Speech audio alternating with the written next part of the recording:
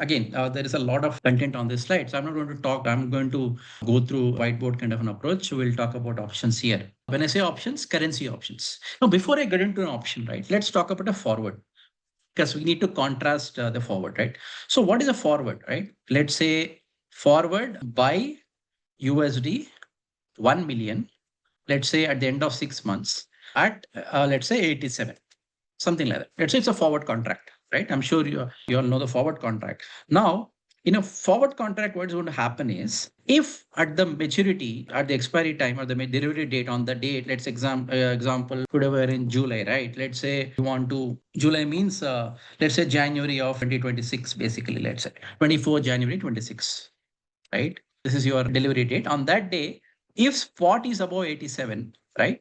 You can buy at 87 because you are logged in at 87. Basically, that's a forward contract.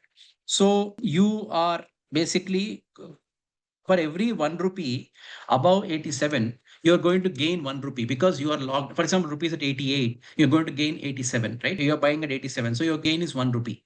When I say gain, I'm talking about the payoff that you're getting in terms of the gain is 1 rupee. And if rupee ends up at 89, it's 2 rupees and so on. So the payoff increases linearly as the spot goes up. This is 87, right? Similarly, if spot is below 87, you will start losing. Same thing, right? With every 1 rupee down from 87, you will start losing that because you are locked in at 87. So in some sense, think of it like this. A forward, if the spot is above 87, it is as if you have a right to buy at 87. And if spot is below 87, it's almost like you have an obligation to buy at 87. So think of a forward basically having two components in some sense. This is a right to buy, right? And this part is an obligation to buy. A forward can be thought of as both right plus an obligation. That is why, as of standing today, if the forward rate for 6 months down the line is, let's say 87, I'm taking a random example here. Basically, it also means that the right and obligation part of it are balancing out effectively, right? And therefore, you are, I'll give you 100 rupees with 50% probability. You give me 100 rupees with 50% chance.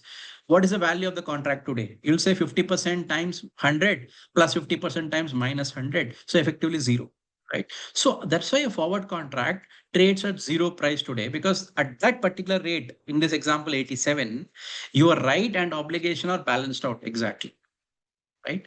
So this is a forward contract. So this is forward, right?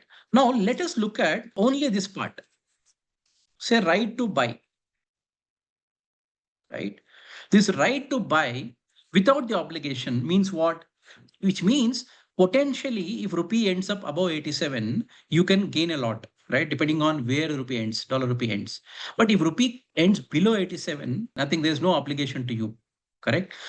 If this were to be the contract, then this becomes an option, right?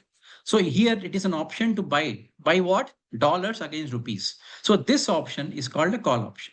Now same logic will apply to the other direction. Let's say right to sell in this side, right? This is the right and this is the obligation, right? So right to sell means if rupee is below 87, you have a right to sell because you can sell at a better rate than market. If rupee goes above 87, then you don't have any obligation. So right to sell, this is also an option, but it's called a put option. Now, the point is two important things. One, first of all, it's a right, right? Now, which means right to buy, call option means right to buy what? Right to buy dollars, right? So you can say that the standard terminology is USD call, right? You're buying dollars, therefore it is USD call, right? Similarly, a put option to sell USD is USD put.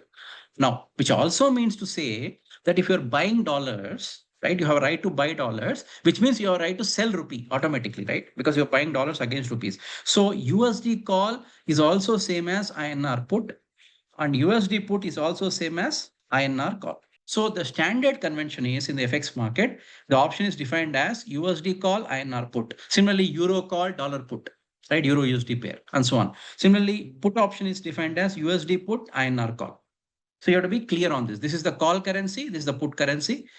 If this is put currency, then it automatically becomes the call currency. Because once you are buying something, then it's against rupee, right? You are selling rupee and so on. So the convention is dollar call INR put. So this is the first point about options that we have to keep in mind.